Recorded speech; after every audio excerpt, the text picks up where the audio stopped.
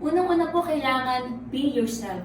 Magtiwala po tayo sa sarili natin sa kung ano po yung kakayahan po natin. At i-enjoy lang po natin yung bawat moment. Tsaka, ano po tayo, kailangan chill-chill lang. Katulad nga ng singgaling.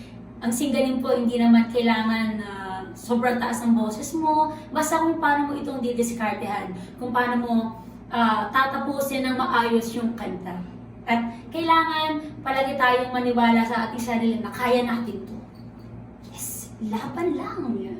Kung mas abangan niyo po kami kung si Ate Sandy, nakita niyo diba ang husay-husay. At ang kulit-kulit ngayon po, dahil madadagdag po ako, mas kukulit po ang Now Sending. Kaya tutok lang mga kaawit bahay.